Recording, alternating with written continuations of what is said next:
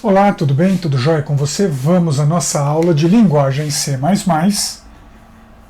Hoje vamos dar continuidade ao assunto ponteiros, que nós começamos na aula anterior.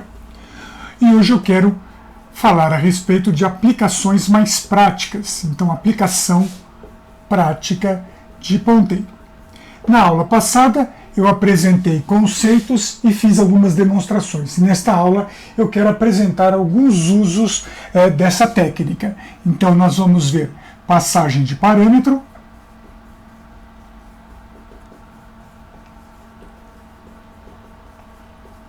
vamos ver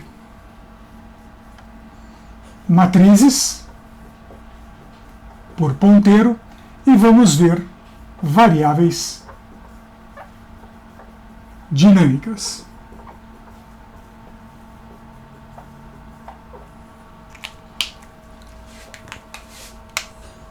Na parte prática, eu vou mostrar um exemplo que eu chamo aqui de exemplo 1. Nesses dois aqui nós vamos ver os exemplos 2 e 3.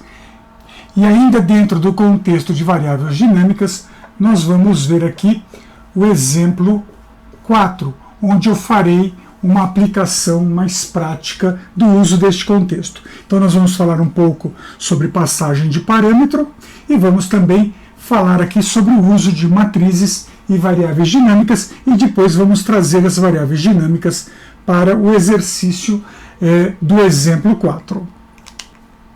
Em relação à passagem de parâmetro, nós já aprendemos que existem passagens de parâmetro.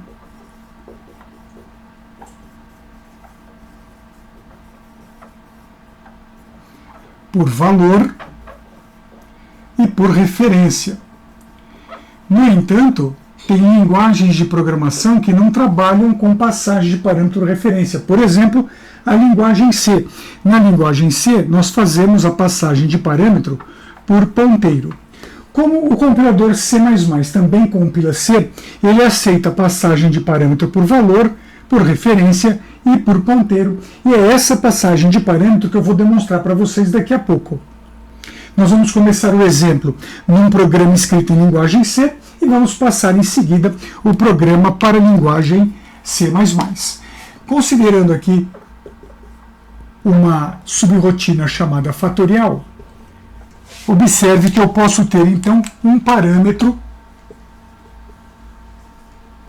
uma passagem de parâmetro por valor, ao qual estou dizendo que ela é do tipo inteiro n, esse n é a passagem de parâmetro, e eu quero o retorno do cálculo da fatorial. Fatorial é um valor que tende a ser grande, então eu posso usar aqui um long int, e aí uso aqui o fat como sendo um elemento para passagem de parâmetro por referência. Na verdade, passagem de parâmetro por ponteiro. Vamos lembrar que quando eu quero uma passagem de parâmetro diferente de uma passagem por valor, ela tem que ser sinalizada. E neste caso, essa passagem de parâmetro é definida com asterisco à frente do nome do parâmetro. Nós vamos ver isso aqui na sequência em linguagem C e C++. Muito bem. Visto isso, eu quero falar um pouco sobre as matrizes e as variáveis dinâmicas. Vamos considerar aqui como situação a seguinte estrutura: um programa que determina a quantidade de elementos que uma certa matriz de uma dimensão deve ter. Então eu faço aqui a entrada do n, que é a quantidade de valores que eu vou fornecer. O meu i será atribuído de 1 até n, de 1 em 1. Nesse momento, eu digo, por exemplo, que eu quero entrar os dados na variável chamada matriz, índice i. Eu vou fazer aqui somente a entrada, porque no código, no computador, a gente vai fazer a entrada e a saída de matrizes de uma dimensão e também de duas dimensões. Fecho aqui o laço, dou continuidade e vou fazer aqui só o encerramento. Isto aqui em português estruturado pode ser codificado desta maneira. Programa, exemplo, variável. Eu tenho aqui a variável i e a variável n, que são aqui do tipo inteiro. Vamos imaginar, por exemplo, que a matriz aqui, a variável matriz, seja do tipo real. Então eu escrevo aqui matriz, dois pontos, conjunto. E a partir daqui, dentro do parênteses, eu determino uma representação genérica de quantidade indefinida. Eu não sei quantos elementos eu vou ter. Eu vou ter aqui um elemento n. Então eu posso fazer, por exemplo, assim, ó, ponto, ponto, não coloco o valor inicial, não coloco o valor final e coloco aqui de real. E eu posso dar, então, continuidade ao programa. Início, a entrada do n. Então aqui, ó, leia n. E aí, para meu i de 1 até n, passo 1, faça. Depois a gente coloca aqui, leia, matriz, índice i, fim para, e fim. Estruturalmente, é esse o código que eu posso considerar. Essa parte aqui, essa citação, ela poderia também ser feita de uma maneira diferente. Eu posso, de repente, fazer assim, de 1 até, e não determino o valor final. É mais pessoal escolher se vai fazer dessa forma ou se vai fazer desta forma. Ok? Vamos então para o computador, para nós vermos o exemplo 1, com passagem de parâmetro por ponteiro. Vamos ver o exemplo 2 e 3, que trabalham essa questão das matrizes dinâmicas. Né? Aqui é para uma dimensão. Se fosse duas dimensões, eu poderia fazer o seguinte, um A conjunto, por exemplo, duas dimensões. Primeira dimensão, linha, segunda dimensão, coluna, D, e aí eu especifico o tipo. Então esses dois exemplos, essas duas maneiras de trabalhar, serão mostrados aqui no exemplo 2 e no exemplo 3. E no exemplo 4 eu vou fazer a aplicação daquele programa de gerenciamento escolar, do nome, notas e média do aluno e também da sala de aula. Então vamos lá. Muito bem, então aqui a partir do computador nós vamos fazer aqui as aplicações mais práticas do uso de ponteiros. E antes de mostrar ponteiro na linguagem C++, que a gente já conversou a respeito na aula passada, eu vou fazer uma pequena passagem da aplicação de ponteiro usando um código em linguagem C. Vamos abrir aqui o nosso Code Blocks, eu já deixei ele pronto. E aqui eu tenho o meu programa exemplo 1.c, no qual eu tenho aqui entre a linha 1 e 30 o código completo. Nós estamos aqui na linguagem C, a gente usa stdio e o ponto aqui, esse dot, né, o ponto e o H são obrigatórios junto ao include. Essa biblioteca stdio, ou seja, o standard input output, ela é responsável pelos comandos de saída de dados, que é o printf, e de entrada de dados, o scanf. Tem pessoas que falam printf, scanf, eu falo printf, scanf, eu já emendo tudo na mesma palavra, eu acho mais fácil. Vejamos então que aqui eu estou definindo aqui uma subrotina fatorial do tipo void, significa então que isso aqui é uma subrotina do tipo procedimento, não é uma função, ela não retorna valor, mas esta subrotina vai receber a entrada de um parâmetro por valor e vai me dar o retorno, a resposta vai vir via passagem de parâmetro por ponteiro. Observe também que eu tenho aqui na linha 7 a definição do laço, que está contando de 1 até n, que é o valor que limita o número de multiplicações. Aqui eu tenho então FAT atribuído a FAT vezes i, e muito cuidado para não confundir esse asterisco à frente do símbolo aqui de atribuição com o asterisco à frente do nome do rótulo do parâmetro. Asterisco à frente de um rótulo é ponteiro. Agora, asterisco à frente de um outro operador é operador aritmético. Não confunda alho com bugalho. Um outro detalhe aqui é que esta variável i, eu estou declarando ela dentro do próprio for. eu usei aqui ó, int i, significa que essa variável é uma variável local, que ela só é válida dentro deste bloco. Na hora que este bloco é encerrado, o valor dessa variável é eliminado, ela também, a gente perde o acesso ao endereço de memória dessa variável. Eu vou começar a usar os termos mais adequados.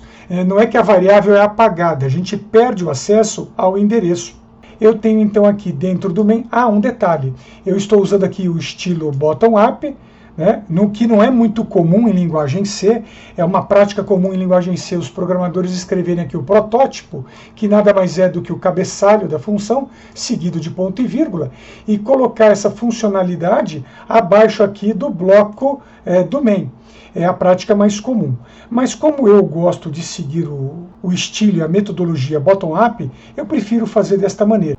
Então aqui nós já temos uma subrotina, a funcionalidade dela é entrar um valor e retornar uma resposta via ponteiro. Mas como ela é precedida de void, ela não pode ser uma função, ela é então um procedimento. Aqui eu tenho a variável char pausa, que é a variável usada aqui ó, na linha 27.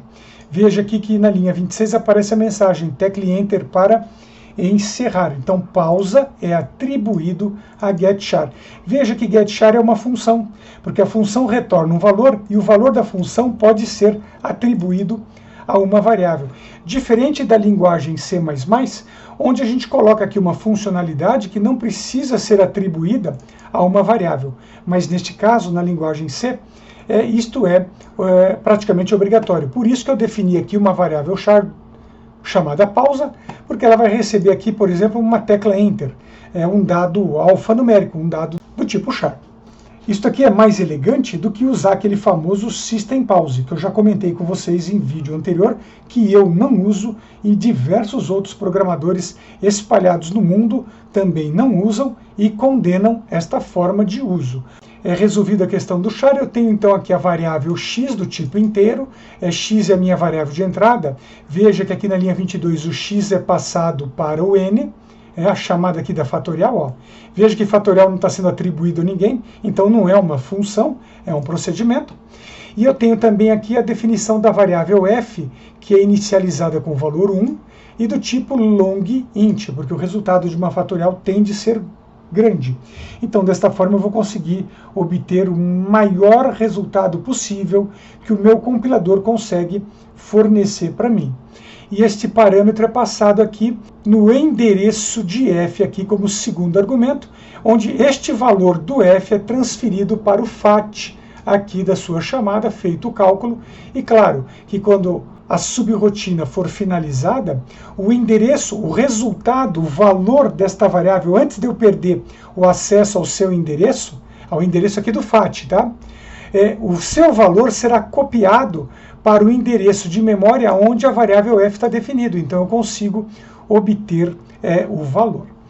E aqui eu faço então a apresentação da linha do resultado, fatorial de i, né, que o i é o meu número inteiro. Um detalhe, tem pessoas que usam aqui o D, de decimal. O I significa que eu estou usando inteiro. Decimal também pode ser usado para inteiro. Só que o decimal é usado para aceitar números inteiros, octais e hexadecimais. E desta maneira eu só estou garantindo a entrada de números inteiros. E aqui para o resultado do F, eu estou usando o LI, que é o long int. Então veja que eu tenho um código de formatação diferente para cada tipo de dado. Veja que a linguagem C tem suas características. Isso aqui não é uma aula de C, é apenas uma demonstração. E um detalhe aqui na linha 20, eu estou aqui usando esta linha um tanto estranha, o while getChar, diferente de enter e diferente de end ou f, final de arquivo. Esta linha é aquela linha similar aqui ó, em C++, similar a isso aqui, ó, stdin-cout ignore 80 caracteres ou enter, né, o que acontecer primeiro. É basicamente a mesma coisa, só que dito de forma diferente. Tem pessoas que gostam de usar aqui uma funcionalidade chamada fflush e ele coloca como argumento stdin. E isso funciona no Windows para limpar buffer.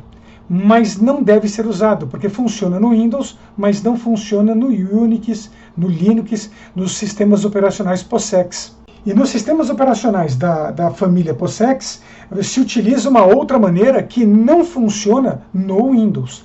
E este estilo que eu estou apresentando aqui na linha 20, ele é genérico, ele funciona igualmente em qualquer sistema operacional, por isso é o que a gente chama de funcionalidade, instrução ANSI. Desta maneira eu não preciso ficar preocupando se o meu código vai executar ou não em outro sistema operacional, eu sei que vai, é muito mais fácil. Eu escrevo um pouco mais, mas o preço é muito menor. E um detalhe ainda aqui, no scanf, o scanf é o comando que faz a leitura do teclado, então ele vai ler aqui um número inteiro, e veja que antes aqui do X eu estou usando também acesso do endereço de X, ou seja, o scanf trabalha com X como ponteiro. É algo semelhante ao que está aqui no fatorial. Veja que scanf e fatorial têm coisas em comum. E olha que coisa, muita gente diz assim que a linguagem C pode ser a primeira linguagem a ser usada por um novato em programação. A pessoa já está aprendendo a programar em C, para ela é muito bom para a vida dela. Sinceramente, eu não acredito nisso, porque como é que eu vou explicar isso aqui para um novato? Aí essa pessoa, não, mas aí você diz para ele que faz parte do comando e está tudo bem, lá na frente ele aprende. Ou é para ensinar certo ou não é para ensinar. Então veja que aqui eu tenho que fazer uma entrada baseada em ponteiro. E eu vou dizer aqui para a pessoa, olha, eu estou acessando aqui o endereço de memória. A pessoa está começando na computação, ela não entende quase nada de arquitetura, de organização de computadores. Então é uma coisa que deixa para lá. Aprenda uma outra linguagem. Tome intimidade com a programação e depois a linguagem C pode ser a sua segunda linguagem. Eu acredito nessa possibilidade. Bom, eu acho que eu expliquei de forma geral aqui o código. A nossa aula não é de C, mas foi só para não deixar passar em branco. Eu vou então agora colocar o programa em compilação. Após compilar, eu vou entrar aqui o valor 5, eu sei que a fatorial de 5 é 120. Então retornou 120, está correto. Vamos aproveitar aqui esse momento e vamos ver o mesmo programa escrito na linguagem C++. E claro que em C++ eu estou usando aqui a mesma nomenclatura usada na linguagem C. Eu estou fazendo aqui passagem de parâmetro por ponteiro e não por referência.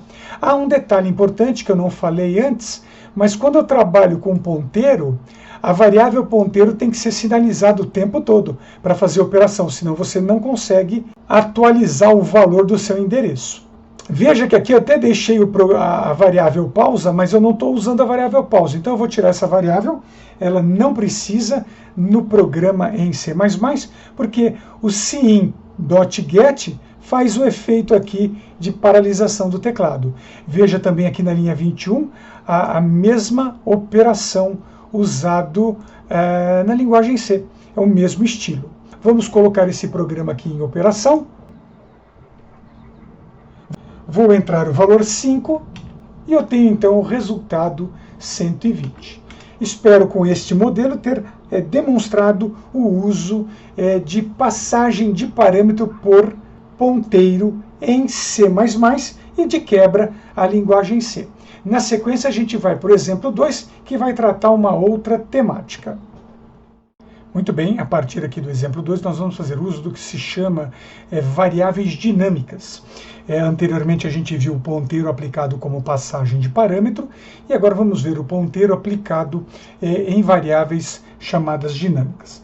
Nós sabemos, pela experiência que já temos aí no uso da linguagem C++, nesse período de aprendizagem, e há pouco mostrei a linguagem C, em outros vídeos vocês viram exemplos em Pascal, eu mostrei linguagem Lua. Por exemplo, Lua trabalha com variável dinâmica o tempo todo, Pascal, C, C++, Java, C Sharp trabalham com variáveis estáticas. Quando eu defino uma variável do tipo estática, eu preciso definir o seu tipo e muitas vezes, nos casos das matrizes, eu tenho que já indicar previamente a quantidade de elementos que essa variável terá na memória. E uma vez que eu defini essa quantidade, eu não consigo alterar essa quantidade no tempo de execução do programa. A menos que a linguagem dê suporte ao uso de variáveis dinâmicas. Isso C# fornece, o Java fornece. Mas linguagem C, C++ não tem essa característica.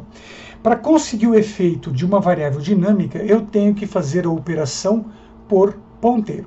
Então, antes de falar alguma coisa sobre este programa, observe o código aqui da linha 1 a 30, se for o caso, pause o vídeo. Eu vou colocar as demais linhas para que você tome nota do código, se assim desejar.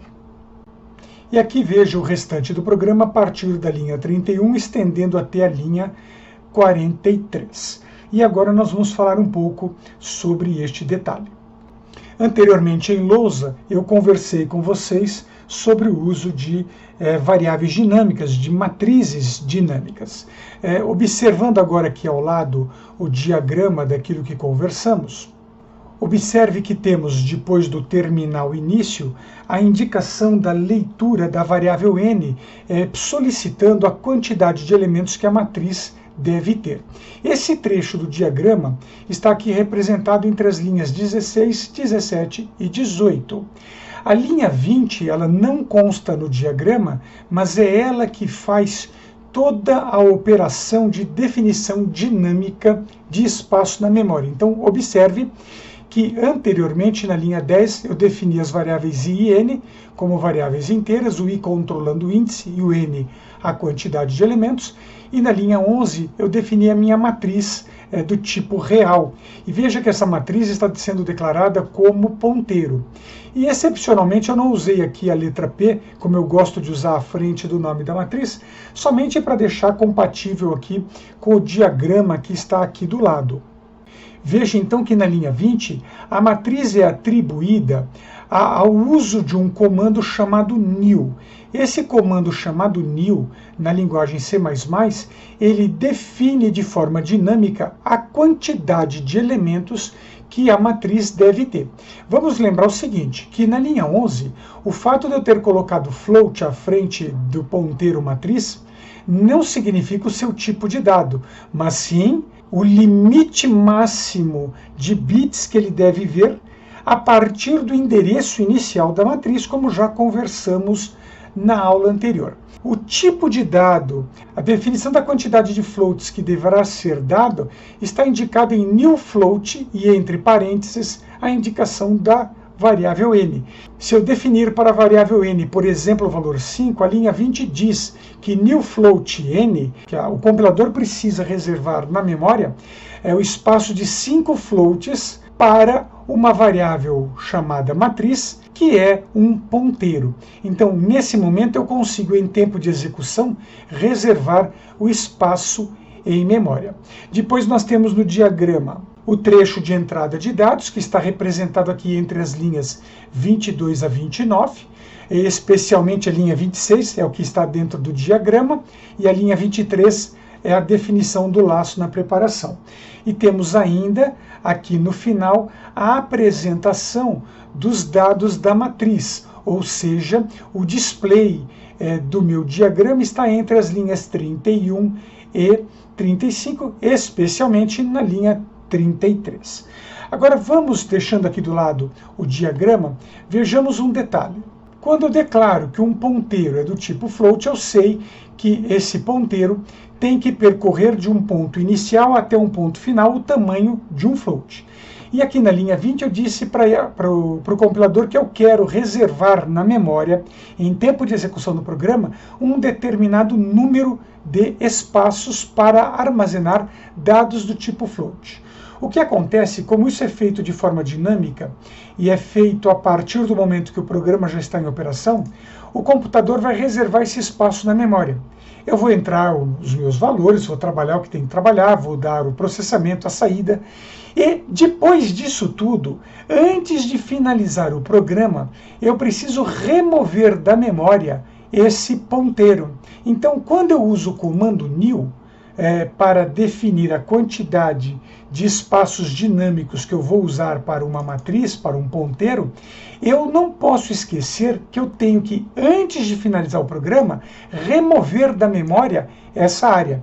Se eu não fizer isto aqui na linha 37 e rodar esse programa diversas vezes, a cada momento que eu rodo o programa, ele vai reservando espaços e acumulando esses espaços numa área de memória que é reservado para trabalhar com dados dinâmicos. O que vai acontecer?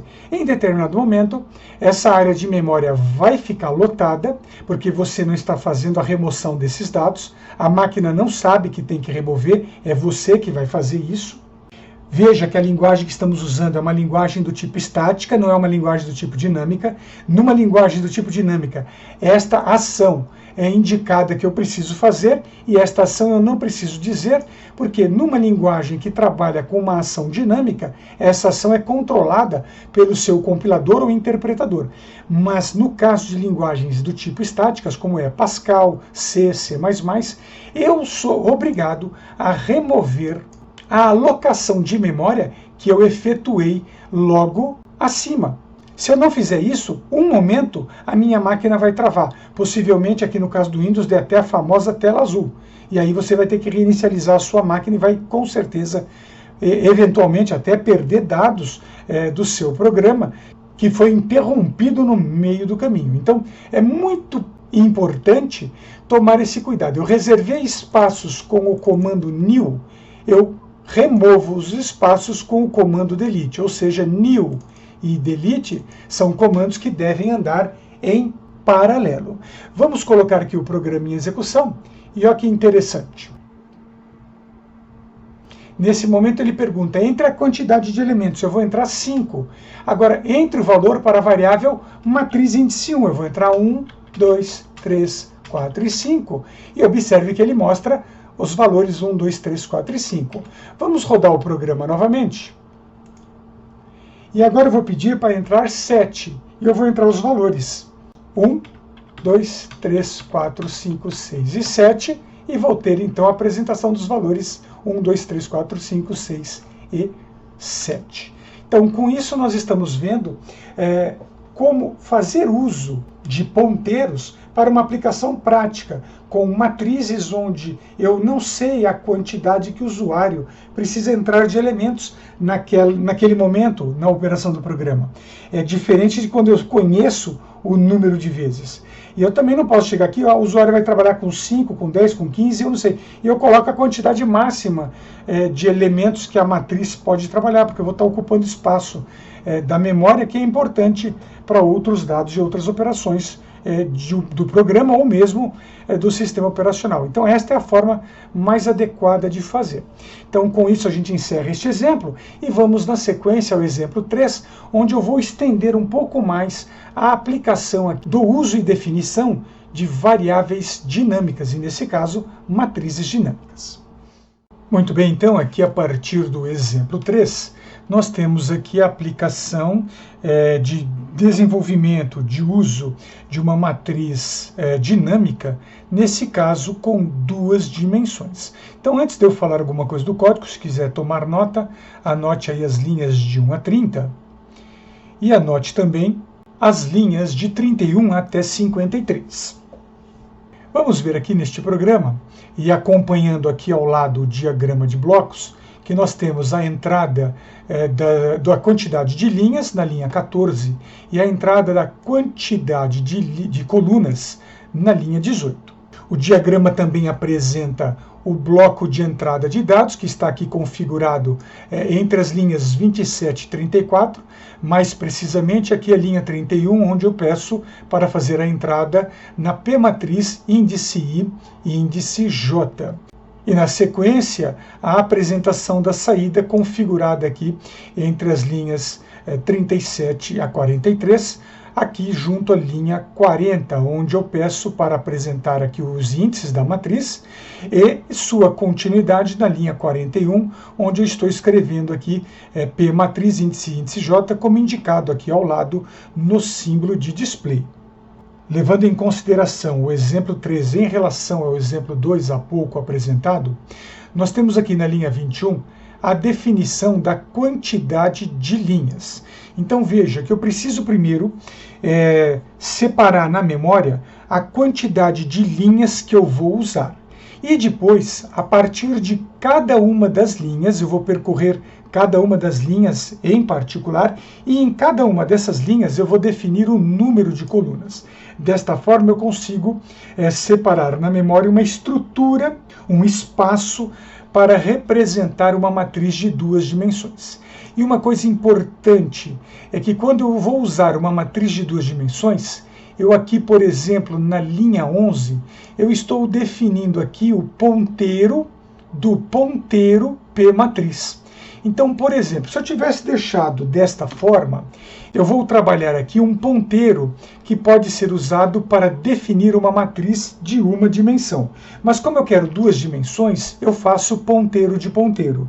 Se eu quisesse três dimensões, eu colocaria ponteiro de ponteiro de ponteiro e assim sucessivamente. É claro que quanto maior o número de ponteiros sobre ponteiros, o nível de cuidado na elaboração do programa se torna altamente necessário e um cuidado muito grande, um nível de atenção muito grande tem que ser implementado por você. Então, a partir do momento em que eu defino aqui o ponteiro de matriz, eu estou dizendo que quero definir um ponteiro numa posição, nesse caso, de linhas, e para cada linha eu quero definir um ponteiro para suas colunas. E isso fica bastante claro neste trecho entre a linha 21 e 24. E assim como fizemos no programa exemplo 2, quando eu crio o espaço de memória em tempo de execução, eu aloco este espaço de memória, eu preciso limpar esse espaço, eu preciso retirar esse espaço da memória antes da finalização do programa. E o problema aqui é que muitas vezes as pessoas acabam esquecendo de um detalhe. Aqui eu estou na linha 21 declarando a quantidade de linhas de forma dinâmica e na linha 24 a quantidade de colunas dinâmicas para cada uma das linhas estabelecidas. Então, como eu criei esta área de memória usando este artifício, eu vou ter que usar um artifício semelhante para remoção deste espaço na memória. Veja que aqui eu tenho que fazer a remoção do espaço em sentido contrário ao movimento que eu fiz para reservar esses espaços na memória. Por exemplo, aqui na linha 21 eu declaro a quantidade de linhas e depois eu declaro a quantidade de colunas.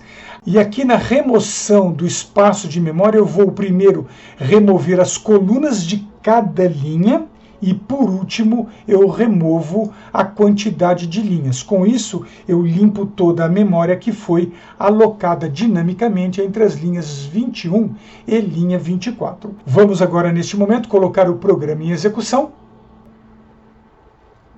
E, neste momento, vou entrar a quantidade de linhas. Vamos colocar aqui 4 linhas com 3 colunas.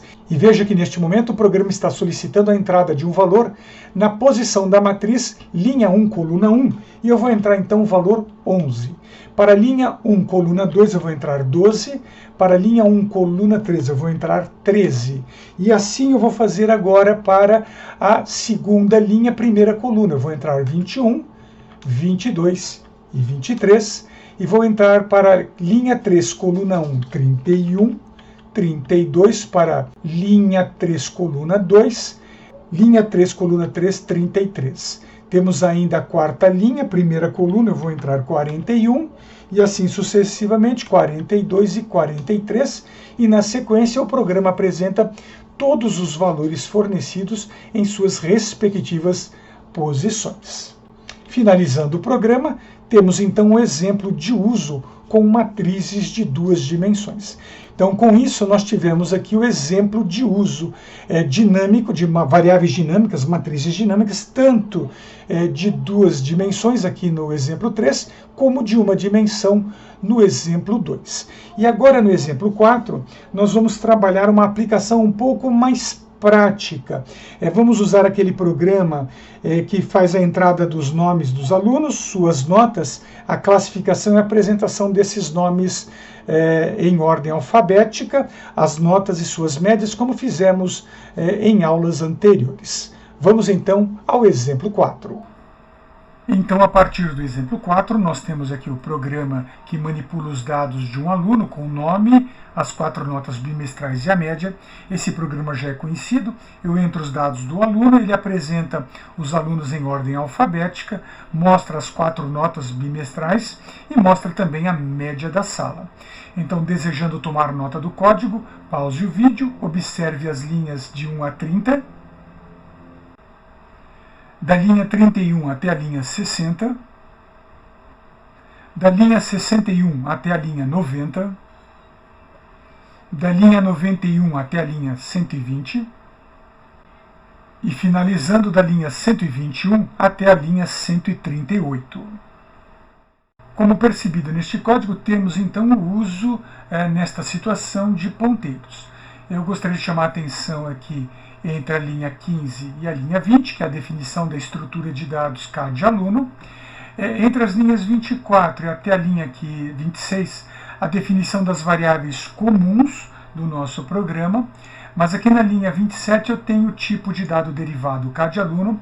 Estou definindo então um ponteiro para manipular o aluno, um ponteiro para manipular a posição I dos dados na memória e um ponteiro chamado J para auxiliar o posicionamento dos dados na memória. E tenho também aqui uma variável comum X que será usada no momento da classificação alfabética dos dados no nosso programa.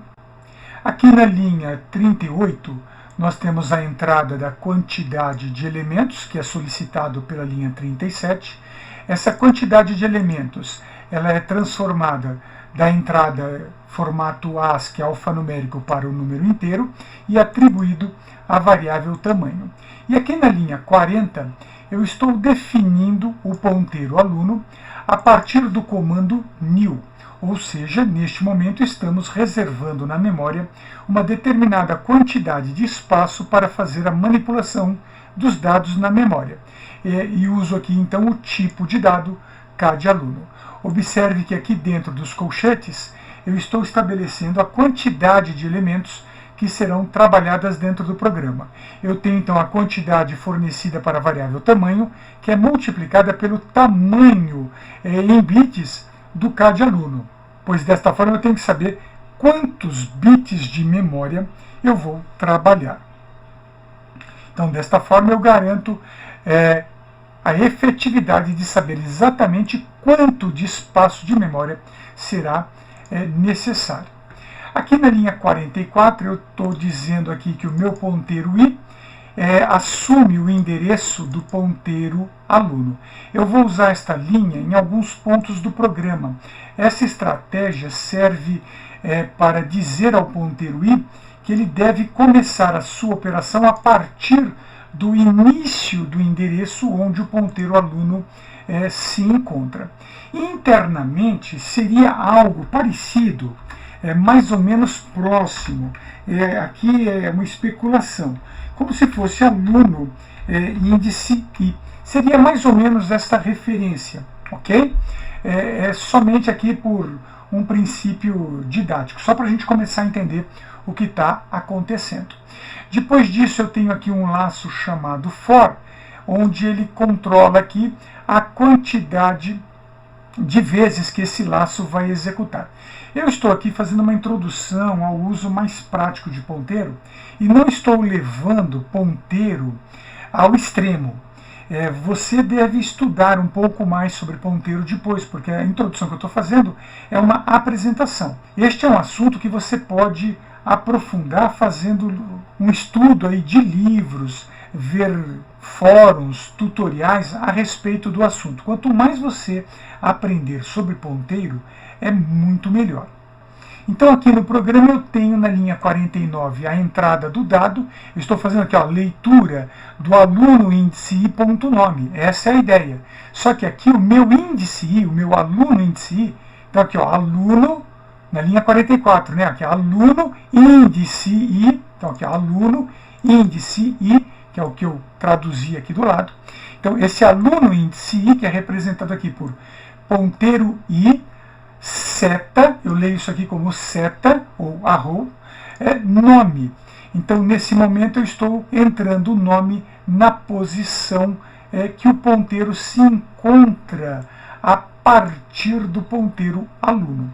Entra o nome, na sequência eu tenho o laço do J, onde eu vou entrar a primeira, segunda, terceira e quarta notas. Eu faço a entrada em entranota, que é convertido depois aqui para o seu formato float, e transferido para o ponteiro I do nota índice J. Esse momento aqui é exatamente este, onde eu estou dizendo aqui que eu estou lendo o aluno índice I ponto nota índice J. Após fazer a entrada do primeiro aluno, eu tenho que acessar o local para o segundo aluno. Isso é feito aqui na linha 59, usando aqui a aritmética de ponteiro que eu apresentei na aula anterior. Então, ponteiro I é adicionado a mais uma posição à frente. É como se eu estivesse trabalhando aqui com um I atribuído a I mais 1. Né? Lembrando aqui que o ponteiro I, eu estou considerando ele aqui como se fosse a minha variável I. Então, naturalmente, I atribuído a I mais 1 é representado aqui por P mais, incrementando mais 1 ao ponteiro de memória. Dessa forma eu passo para o segundo, terceiro, quarto, quinto, tenha quantos alunos tenham sido informados aqui em quantidade. Na sequência, nós temos então o cálculo das médias, notas dos alunos e também da média do grupo. Eu estou trabalhando aqui com a mesma estratégia. E observe em especial que aqui na linha 64, eu disse que o meu ponteiro I passa a ser o endereço do ponteiro aluno. Isso é necessário, esse pivô é necessário, uma vez que o ponteiro I aqui na linha 59 foi sendo posicionado à frente na memória. E eu não quero me preocupar quantas vezes eu forneci esse ponteiro. Basta que eu tenha o endereço do pivô, que é o meu ponteiro aluno aqui, ó, definido na linha 40, que eu já usei ele na linha 44, basta dizer aqui na linha 64 que o ponteiro I deve voltar a apontar para o endereço inicial do meu ponteiro aluno. Dessa forma eu garanto que o meu programa não vai cometer nenhum erro de operação. A mesma estratégia eu vou usar então aqui na classificação dos dados. Só que na linha 79 eu volto a dizer que o meu ponteiro aluno deve apontar o seu endereço para o ponteiro I. Nesse momento aqui eu vou usar aquela estrutura de classificação baseada em propriedade distributiva com permuta, onde a permuta está definida aqui na linha 88, 89 e 90, que é a troca. E nós sabemos que essa operação é feita da primeira posição de I até a penúltima posição de elementos. O último elemento a gente não olha na classificação no I, ele será usado apenas aqui no laço do J. E o laço do J é representado por JI mais 1. Esse JI mais 1, ele é simulado aqui, ou ele é executado realmente em ponteiro, quando eu digo aqui que o meu ponteiro J aponta para o endereço onde o I está posicionado, e a partir daí eu acrescento mais uma posição ao I, porque eu tenho que pegar aqui o J como I mais 1. Faço então a comparação. Se o ponteiro aqui, se o nome do ponteiro I é maior que o nome do ponteiro J, então eu efetuo a troca. A cada movimento de J, eu avanço ele à frente, uma posição, e a cada término do laço J, eu acrescento então a posição I mais 1 endereço à sua frente. A partir daí eu tenho então a saída de dados, que vai mostrar o relatório do meu programa, e após apresentar a média do grupo, antes de finalizar o programa, eu libero o espaço de memória que foi reservado para aluno. Vamos colocar aqui o programa em execução. Assim que o programa entre em operação, eu vou colocar, por exemplo, 4 alunos, vou entrar o primeiro nome, eu vou considerar aqui como Silvio sendo o primeiro aluno, e vou dar as notas 1, para a gente depois ver a classificação. O segundo nome, eu vou entrar a aluna Amélia, notas 2. O terceiro nome vai ser a aluna Silvia, com as notas 3. E como quarto aluno, eu vou entrar a aluna Paula, com as notas 4. Na sequência, esses dados são ordenados. Se eu tivesse colocado 10 alunos, eu teria uma relação aqui de 10 nomes com 10 ordenações. Neste momento, encerro, então, o programa. Na sequência, eu vou fazer, já que eu abri exceção usando a linguagem C, eu vou abrir mais uma exceção aqui na nossa aula de C++ e vou fazer os exemplos 2 e 3, que nós já usamos aqui anteriormente, em linguagem Lua. Eu quero fazer um comparativo de uma linguagem estática, que é a C++, com a linguagem dinâmica, que é Lua. E vocês vão perceber que o movimento de definir, de pedir o uso de uma matriz, seja de uma dimensão ou duas dimensões, ele tem que ser expresso pela nossa ação de programação. A única diferença é que na linguagem Lua eu não preciso, por exemplo, remover, fazer aqui um delete da área alocada. Eu peço a alocação da área e deixo o restante pelo programa. No entanto, isso não quer dizer que Lua é melhor que C++ ou que C++ é melhor que Lua. São linguagens com objetivos diferentes, com aplicações diferentes, mesmo que elas possam ser usadas de forma genérica para solucionar diversos problemas gerais, elas têm as suas especificidades. Então, vamos usar um exemplo em linguagem Lua. Tomando então por base o exemplo 2, agora codificado em linguagem Lua, observe o programa aqui apresentado e ao lado o diagrama de blocos que usamos como parâmetro para o nosso programa escrito em C++. Veja que na linha 6 eu estou definindo ali a variável matriz e atribuindo esta variável aqui neste momento como sendo uma matriz do tipo dinâmica. Em C++, esta linha era a linha escrita matriz atribuído ao uso do comando new. Na sequência, entre as linhas 9 e 13, temos o bloco de entrada e entre as linhas 17 e 20, o bloco de saída. Então veja aqui que a linha 19 está expressa no display aqui ao lado e a linha 12 ela está expressa no manual input também aqui ao lado. Aqui na linguagem Lua, nós temos aqui a declaração do início da variável, nesse caso é uma variável dinâmica, mas nós não precisamos colocar a limpeza, o delete, ou o equivalente ao delete, na linguagem Lua. Por ser Lua uma linguagem dinâmica, ele faz todo o tratamento interno para o uso da ação de variáveis dinâmicas. Vamos colocar este programa em execução. Vou entrar aqui a quantidade 5 e entrar os valores 1, 2, 3, 4 e 5. Veja que ele aceitou 5 posições. Vou rodar novamente o programa e agora entrar a quantidade 7 e vamos entrar os valores então 1, 2, 3, 4, 5, 6 e 7 e esses são também apresentados. Vamos então ao exemplo 3. Aqui no exemplo 3, acompanhando o diagrama de blocos aqui ao lado, temos uma estrutura bastante parecida com a do C++. Eu procurei deixar a estrutura deste programa parecida com a do C++, apenas por questões didáticas. Se eu fosse usar na prática, eu faria ele um pouco diferente. Veja que aqui na linha 9, a variável chamada pmatriz é definida aqui de forma dinâmica em número de linhas, e entre a linha 11 e 13, faz-se a declaração aqui, a definição da variável pmatriz a partir de cada posição de linha controlada pelo i, suas respectivas colunas. Vamos colocar este programa em operação. Vou entrar a quantidade de 4 linhas e 3 colunas. Agora para linha 1, coluna 1, eu vou entrar 11, linha 1, coluna 2, eu vou entrar 12, e assim sucessivamente eu vou entrar valores para as demais posições. Veja, linha 3, coluna 1, e assim sucessivamente.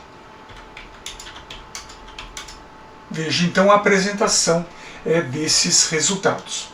Então aqui nós estamos vendo um exemplo aplicado na linguagem Lua, que é uma linguagem do tipo dinâmica, onde a declaração das variáveis dinâmicas devem ser feitas, mas a sua remoção da memória não. No entanto, na linguagem C++, além de declarar o uso de uma variável dinâmica, eu preciso lembrar que tenho que remover esse espaço da memória antes da finalização do programa. Muito bem, então com essa aula nós vimos a aplicação mais prática, mais contextualizada do uso de ponteiros. Na aula anterior eu fiz a apresentação do conceito e algumas demonstrações, e agora a parte prática. Eu gostaria de deixar para vocês uma tarefa.